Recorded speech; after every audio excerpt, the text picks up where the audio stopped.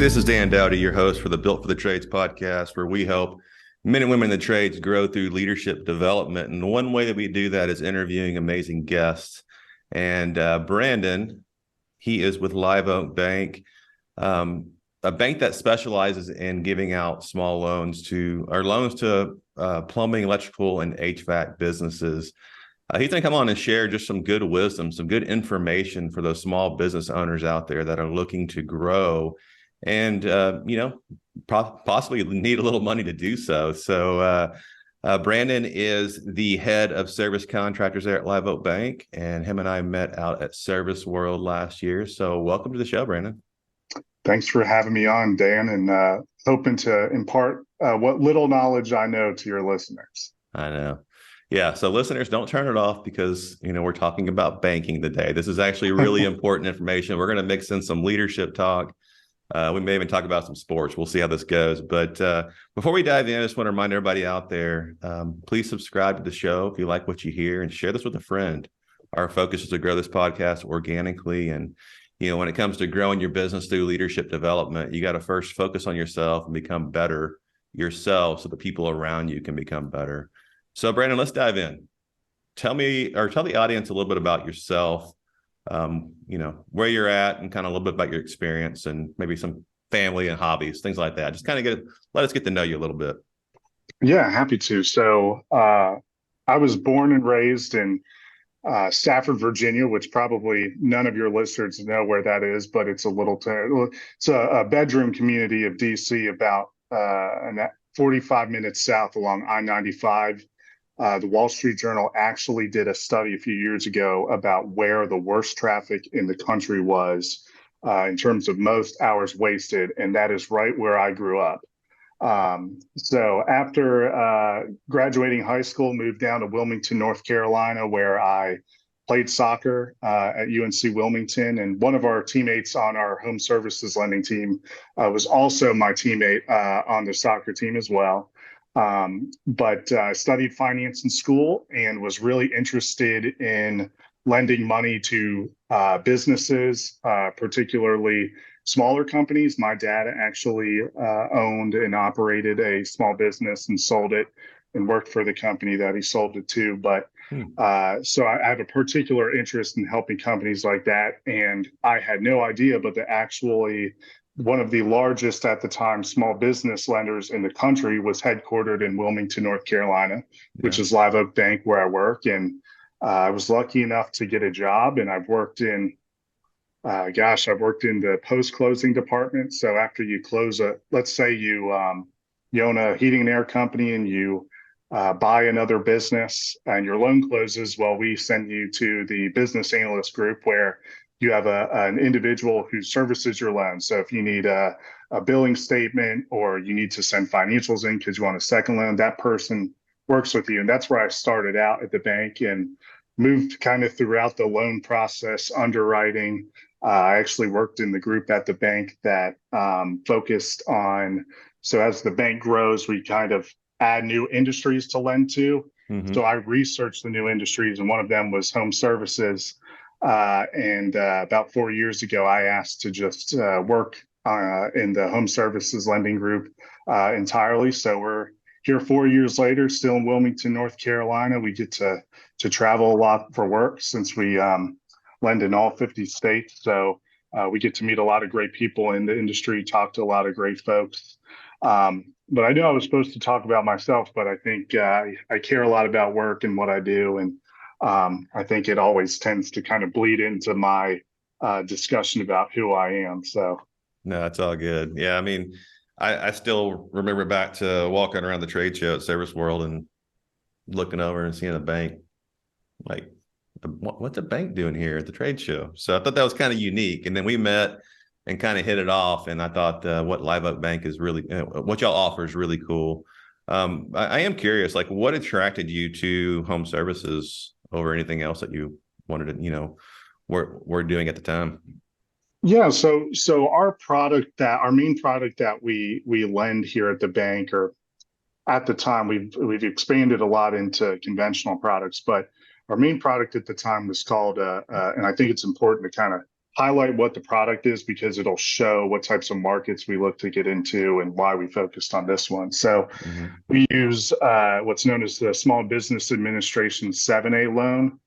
So what that is it's a government guaranteed loan that enables banks to provide financing based on the cash flow of the business, the resume, and personal credit of the owner. Yep. And although we take collateral on loans, we don't need them to be fully secured by collateral, which can be a really big hurdle for most small businesses in getting a loan. Is that the SBA loan's a niche product. So most banks that are on your street corners are going to be thinking about providing financing conventionally, which means there's an over focus on collateral and not necessarily the cash flow of a business to repay a loan, which means you can be a super profitable business, but you might not have, if you're looking for $1 million to buy another business and you don't have $1 million worth of collateral, even though you can repay that loan, you're not going to get it. So the SBA created this program to fill that gap so that owners could grow their businesses and ultimately bring jobs into their local communities. So as a bank, when we are focusing on, so as a bank, because we are a niche focused bank, originally we were called the doggy bank because all we led to was veterinarians. Yeah, really. Yeah, but as we grew, we needed to look at industries where they were really profitable, they were recession resilient or recession proof, without a lot of collateral, meaning they didn't have a lot of access to financing, but they had a lot of great businesses.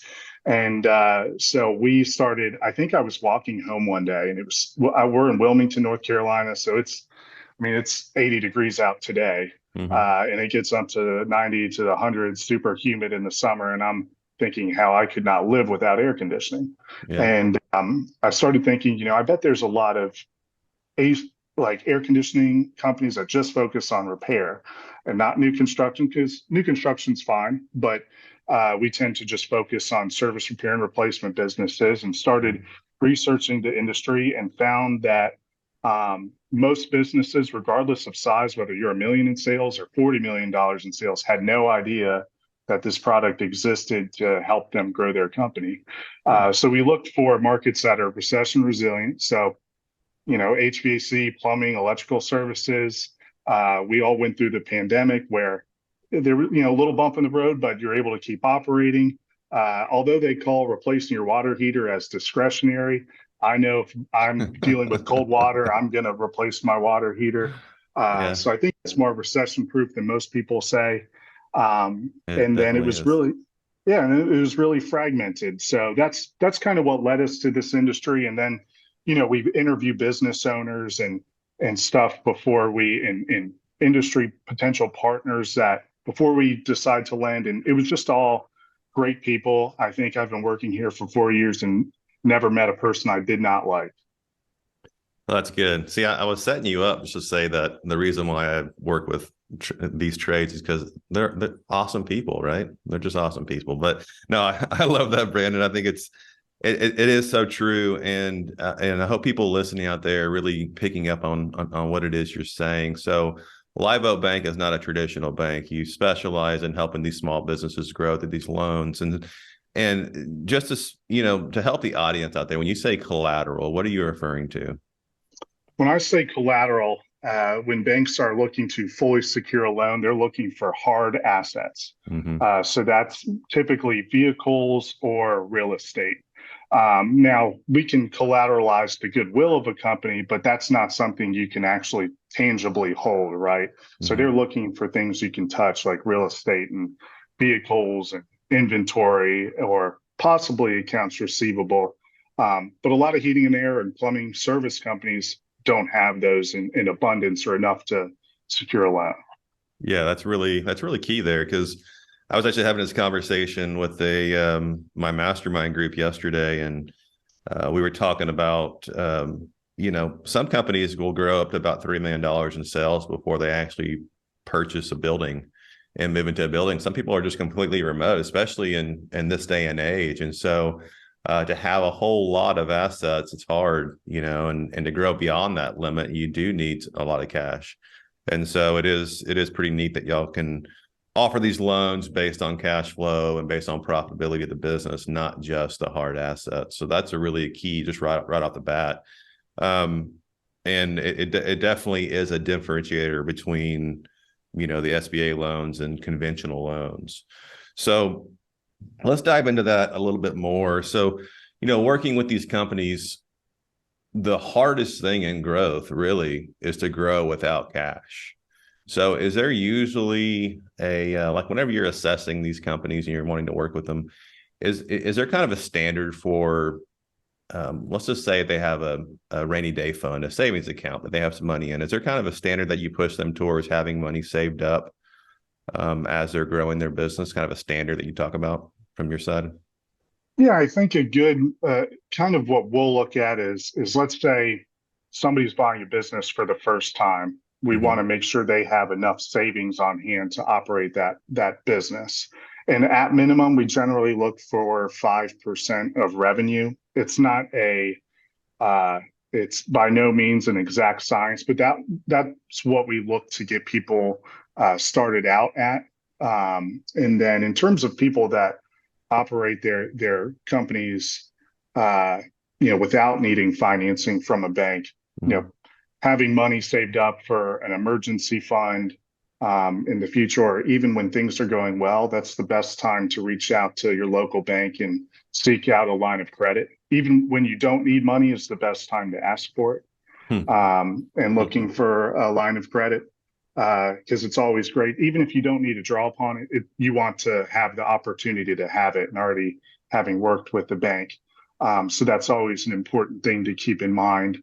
And then, people will be at varying stages of their company, right? If you're a smaller business getting started, and trying to add folks, your savings might dwindle a little lower than somebody who's mature, because you have to invest in all those systems to grow your company, and there's different levels to it. But generally, when we start people out, it's about 5% of revenue, but that's an inexact science. Yeah, I hope everybody was listening to what Brandon said there. It's the best time to get a line of credit is when you don't need a line of credit, right? Best time to build a relationship with a banker is when you don't have to have a banker right away. And it goes on and on. You can talk the same thing about a lawyer or CPA and so on and so forth. You don't want to be in that desperate mode of needing that person before you build the relationship with that person. That way there's some, rapport there.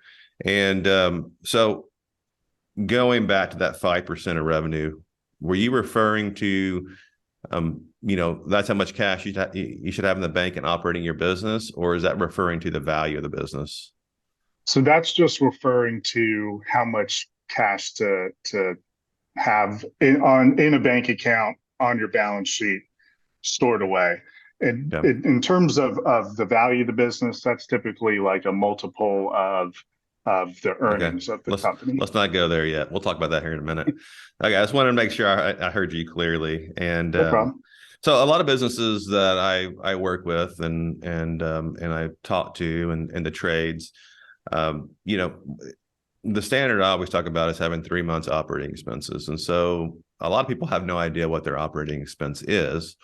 And so usually breaking it down, a $3 million a year company, their operating expenses are probably going to be somewhere around 3 months, probably somewhere around $300,000 or so. That just blows people's mind, right? When they think, man, $300,000 in the bank, like, wow, like, how am I going to do that?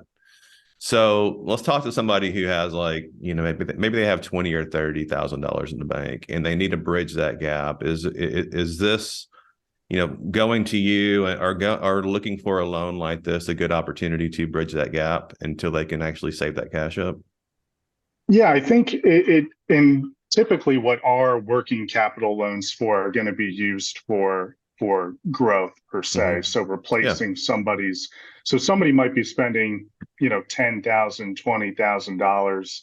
$20,000, every few months on marketing, right? But Mm-hmm. that's money that's coming out of their savings that's being used to invest into the business and generate revenue and earnings and everything. But another way to do it, and something that we frequently do, is that we'll have folks that want to expand their marketing budget. They want to expand their hiring, training, because most Yeah. folks are looking to grow there, and they might be spending their cash from their savings that's got them down at $20,000 or $30,000. And another way to kind of, rather than spend the money you have saved up, you can borrow money from using an SBA lender where, per se, I'll just use a round loan number, $100,000. And SBA loans can take a little longer to get, 30, generally 45 to 60 days. So they're not going to be as quick as an online lender. But then there's a trade-off because those tend to be shorter repayment terms and higher rates. Whereas with an SBA loan, you can get, you'll take a little longer to get the funds, so which will take some planning on the part of the borrower or the business owner. But you can get, $100,000 over a 10-year repayment period with a monthly payment of $1,400. So you can, let's say you have all these marketing and hiring and you need to buy a van initiatives, and you can essentially fund that with a loan where your monthly payment's $1,400, which I'm sure, the folks that are taking out the loan to grow are doing enough business with that new truck on the road to pay that $1,400 versus, taking that, even though you're not borrowing funds but you are dwindling your savings, or you can maintain your savings and take out a loan to kind of supplement what you have. So it's just another way of growing and keeping your cash level where you want it to be for those, that 3 months of operating expenses like you talked about. So yeah, it's leveraging debt to grow your business.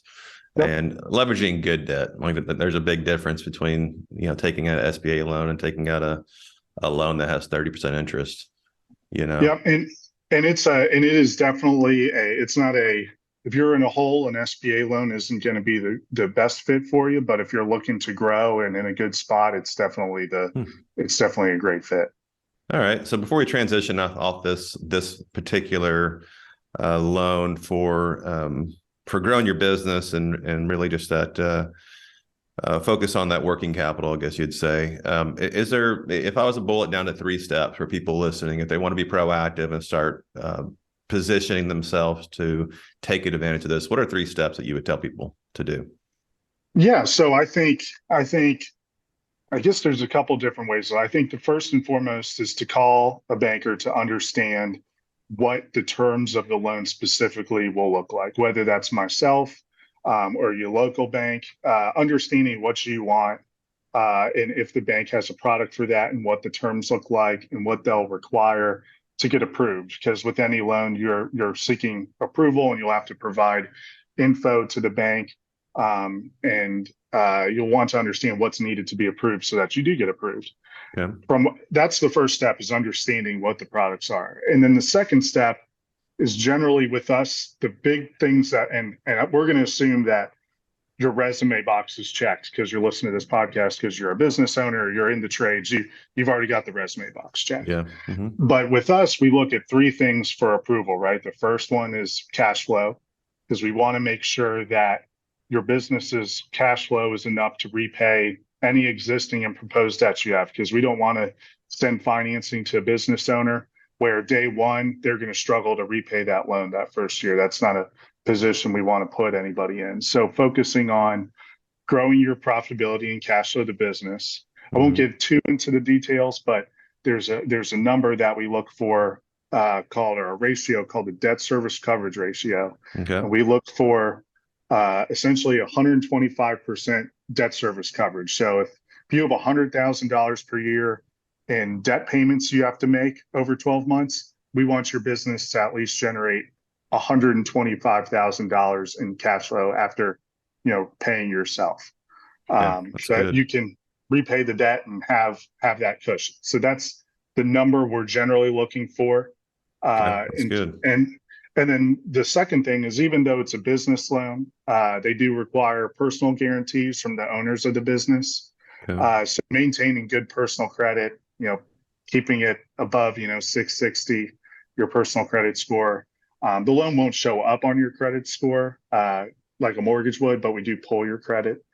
So maintaining good personal credit is important because just in the history of banks, there's just a strong correlation between paying your business loan back and paying your personal debts as well. That's good. Good information. Thank you. Yeah, I was going to ask you about to kind of break down the cash flow that you're looking for, but you did there, so that's really good. So let's dive into another loan that y'all offer there at Live Oak Bank. A lot of companies out there looking to grow, and they're not really wanting to just like lease a building. Like, I mean, I'm a good example of that. Like, I want to buy a building and I want to lease it back to my business and build wealth, And so, talk us through what that looks like as far as what y'all offer, and just maybe some advice for people who are wanting to go out and buy some commercial real estate. Yeah, absolutely. So we have the SBA program actually has two types of loans that you can use to fund the purchase of a building. Mm-hmm. Now, in keeping in mind the real estate loan can be in a separate entity and lease it back to the operating company, that's fine. But the SBA's the focus of the program is always to create jobs. So they always want to be really lending to the operating company that's employing folks. So ultimately, if you're buying a building, both the real estate holding company and operating company would be guarantors or borrowers on the loan, if that makes sense. So we're always relying upon the cash flow of the business to be able to repay that commercial mortgage. But our main product that we use is going to be the 7A loan, but there is a product called the 504 loan that it's a different structure than the 7A loan, but that one comes with a 10% down payment requirement on that loan. And there's a second lender involved with it. So you have two loans and then generally a lower interest rate, but you have to put 10% down. Whereas with a 7A loan, which is the majority of 9 out of 10 deals or real estate deals we do here at the bank, if not more, are going to be the 7A loan. Mm-hmm. And the reason why that is more appealing to folks is because it comes with the opportunity to get 100% financing to buy your building. So if you are an existing business owner and have been in operations for 12 months, you can get 100% financing, meaning no down payment to buy a facility. So you can replace your rent with that new mortgage payment. And then you can still retain your cash on your balance sheet for those rainy day funds or to continue to invest in your company. And the 7A loan also comes with a 25-year fully amortizing term. So there's no balloon payment. A lot of times commercial real estate mortgages that are conventional will have a 20-year amortization, but you have to refinance the loan in 5 years. But these are 25-year term loans. So you have, I guess, the number is 300 monthly payments, and then the loan is paid off. And then oftentimes people are looking to renovate the building they're buying, or they want to buy land and build a whole new facility. Okay. We also have the ability to include any renovation or construction funds in the loan, fund any soft costs like architecture and engineering fees in those types of loans.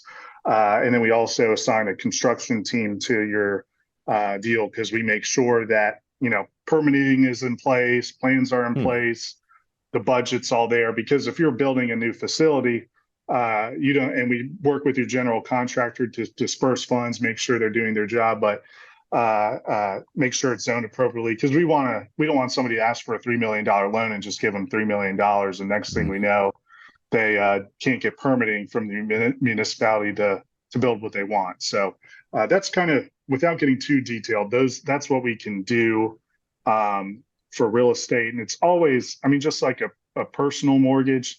A lot of people will say, hey, I'm interested in my lease is up in a year. Yeah. I don't need a building today, but I want to buy a building when my lease is up. I need to understand how much I can qualify for. So people will call, reach out. They'll send everything that we would need for an application. Mm-hmm. And then we'll say, hey, you can afford a $2 million building or a $5 million building or anything, say, hey, you qualify for this. And so people will know that they can look at buildings that are roughly in that area for what they could qualify for when the time comes. And then, 12 months later, they send in updated financials and updated forms, and they've sent in an offer on a building to buy, and they have a letter from the bank saying, we're willing to finance this purchase. And that getting it on top of it early also allows you to, like you said before, build rapport with the bank too. We get to know your business well in advance of when you actually need the funding for it. That's good stuff. So tell the audience, Brandon, why would somebody want to, like somebody listening out there may just want to buy a building or may have bought a building under their LLC that they're currently operating their plumbing, HVAC, or electrical business under. What's the benefits of opening up a different LLC to buy that building and then leasing it back to the company? I don't know specifically. I know there's a lot of, it helps to ring fence the real estate against being owned in the same entity as the operating company for legal reasons. There's also tax implications that are positive from doing so. But we always suggest people to work with we can't necessarily provide advice, but we know those are kind of what the positive attributes of putting in a different entity and leasing it back. And I would say, 90+% of our customers do that. Yeah, it's really good. I mean, it really is protecting them against that lawsuit, right? If they sue your business, they're going to be looking for all the assets they can get. So if you're owning your trucks in the same LLC, you're owning your building and so on and so forth, they'll be able to get their hands on all that stuff. So there's definitely ways to strategize that. I know you're not a lawyer and you're not going to share that information, but I was just curious if you could share some of that knowledge with the audience. So let's not talk about baking for a few minutes. Tell me something else. Tell me more about you and your leadership. And you played college soccer, and I'm sure you learned some good leadership traits there and how to work hard and be disciplined. But what's something that you learned in those stages when playing college soccer that you apply today that you feel like would add some value to our audience currently where you stand in your leadership role? Yeah, so I actually played goalkeeper. So I wasn't actually good at soccer, so they let me use my hands to play. But when you're a goalkeeper, you spend a lot of your time, even if the ball might be 50, 60, 70% of the time on the other end of the field, right? But you're always in preparation, preparing your defense, yelling, talking to people, the defenders in front of you to make sure they're positioned correctly so that if something does go wrong, you're not resting on your laurels and everybody's out of position. You're always anticipating that something could go wrong. Not saying that that's what we want to happen, but as a goalkeeper, I'm not scoring goals, I'm preventing them. And I think a lot of times what that's taught me as a person is it's caused me to be proactive. And when things are going well, I look for areas where, sometimes to my detriment, but I look for areas where an issue could pop up and making sure that we're prepared to cover that. But then it also, I think, just having to communicate constantly throughout the game teaches you how to speak with people depending upon their personality. Because your left back, might be really sensitive and you can't scream at them, and your right back won't respond to you being really nice to them. So understanding what motivates people to perform at their best to achieve the team goals, I think, is something you also learn from that position. That's good, man. Yeah, really, that anticipation and proactiveness is huge, and that's a great message for the audience listening. And it's like having a good balance there too. You don't want to be so much in that anticipation that you're always looking for what if this happens and what if that happens, because that could lead you down a negative rabbit hole. But just being prepared enough to where you're I would guess you'd say ahead of the curve. So with the team that you lead now and the people that you work around, like, how do you pick up on those personalities? I mean, is it just a natural gift you have? Is it an assessment you give? Is it something that you use to help you pick up on that type of personality to learn how to communicate with them? So the right back I was talking about when I was playing goalkeeper is now on the team. So he's somebody that I've known for 11 years now. But I will say I have I think at the bank, so the bank is really good at empowering anybody in their position to be responsible for their specific role and to expand beyond that to help their teammates. And in doing so, learning that that made me feel good about my role when I was working in different roles at the bank has caused me to try to implement that as a manager slash mentor to the other folks on my team, is to empower them and let them feel comfortable in taking on their roles and being aggressive in their jobs in terms of business development. It would be easy for me to say, okay, let me take every speaking opportunity and you all can handle the internal stuff. But I like to put them in a position to, if there's an opportunity to speak at a trade show and they, procured it, that's on them. They can present, they can be the face of the bank to those folks.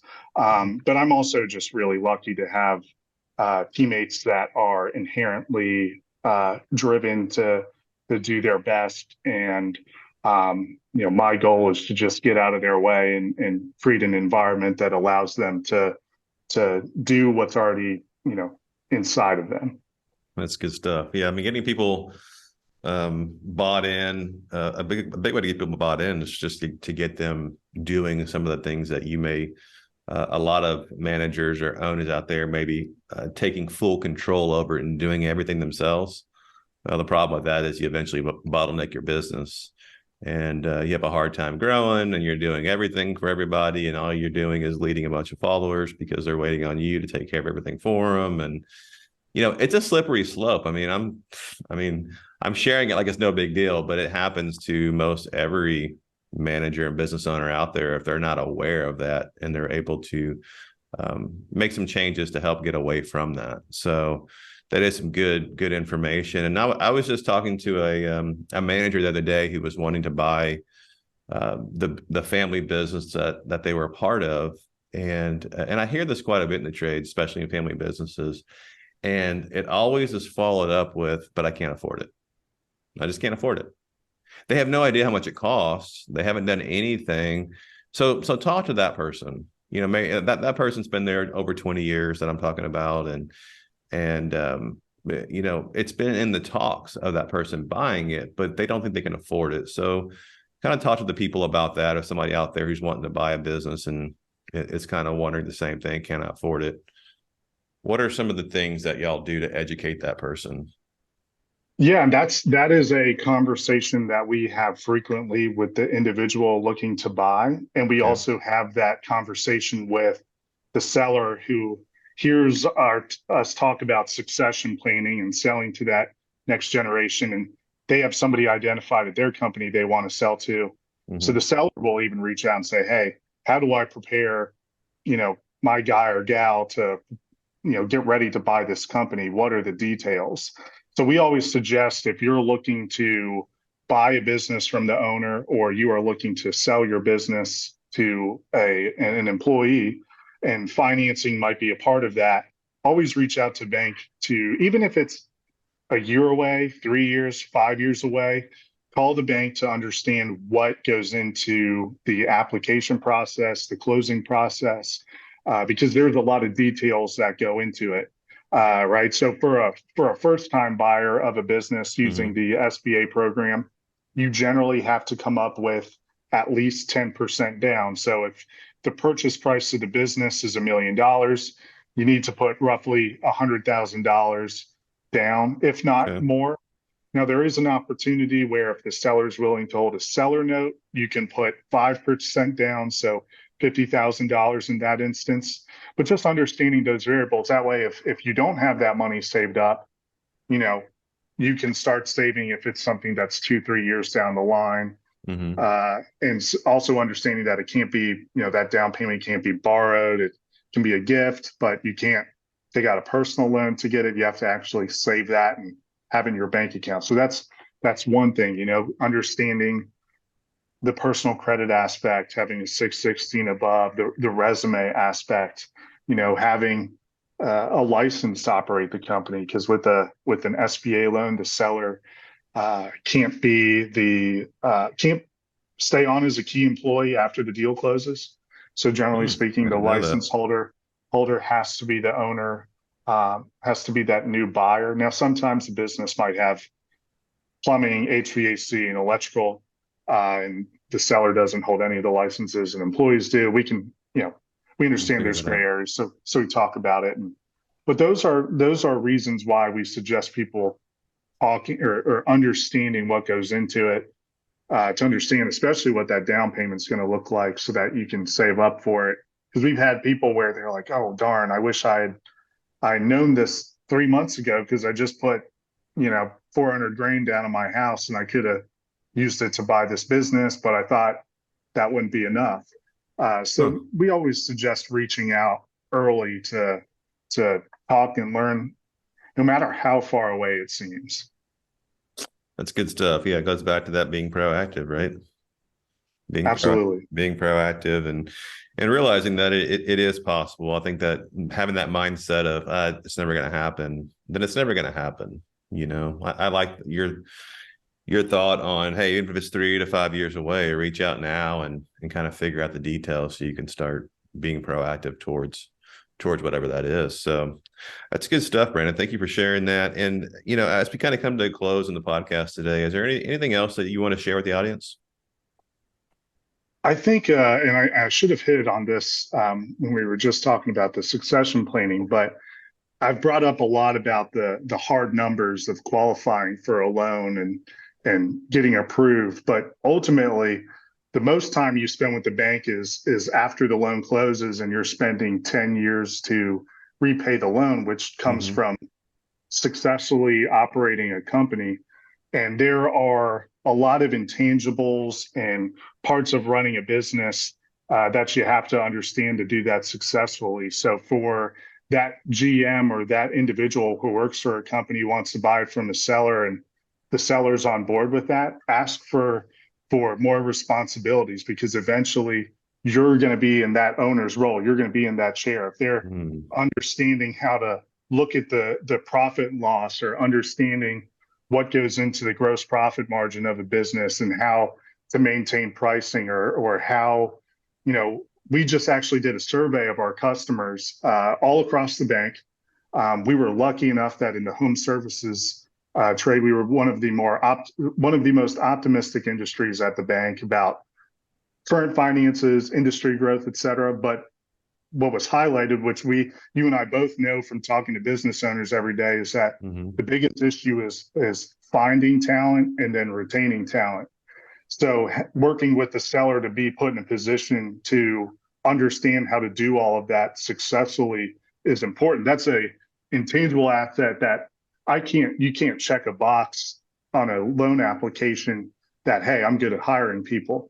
But talking to me as your loan officer on the front end, and talking about how you know how to run a business, also helps me get comfortable with, financing you do to buy that company. Because ultimately, yes, the bank's goal is to get repaid in full, but my goal as a loan officer and somebody who works with these companies like on a regular basis is not to just have you repay the loan. I want to put you in a position where you have the skills already to repay the loan and 10x the size of the company, Oh, come on. and grow the value of the company. That's like what Yeah. we're here for, right? So Yeah.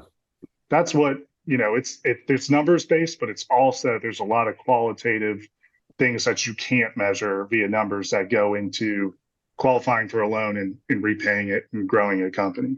That's good stuff, Brandon. Good stuff. And I mean, being proactive again, training people, coaching people, mentoring people, not just expecting them to know it all or just kind of throwing them in there. I do like that you are um, advising the people out there to do that, and you're looking for that. And you want to build that long-term relationship because, like you said, it's more than just getting paid back on your loan. It's the relationship for the future, to see you grow and see that person be successful, which is really key.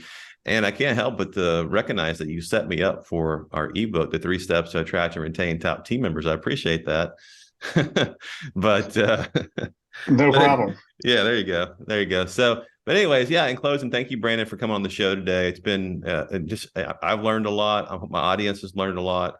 But as you grow a business, I just want everybody to realize that you're not going to know it all. So having somebody like Brandon at Live Oak Bank or your local bank, having a relationship with somebody who can really educate you and be on your side and treat you fairly and treat you like you're a human. And you can go in there, you can ask questions like I asked today, coming from a tradesman standpoint, right? And really, somebody slow down and kind of explain things to you is going to be what's most value. So I think you did that well today, Brandon. So I really appreciate that. Thank you. Thank you for having me on. It was a pleasure. Awesome. Well, if you want to check out Live Oak Bank, what's your website, Brandon? Our website is www.liveoakbank.com. So go there and search for the HVAC, plumbing, and electrical services page, and there's a whole lot of info about what we do. And if you're interested in applying for a loan or even connecting with one of us, there's a form to fill it out and give us a holler. Awesome. Thank you, Brandon. Thank you for coming on the show. And everybody listening out there, just bringing these kind of people in that are willing to offer their knowledge to help you grow your business and grow your leadership is so valuable. So hope you enjoyed this. Please, if you have, take a moment and just leave us a review and share this with a friend. It would help us grow this podcast organically. And if y'all are looking for any kind of free resources in growing your leadership or growing your business, check us out at builtforthetrades.com. We have a free resources tab there where you can gather some information. And thanks again, Brandon, and hope you have a good day.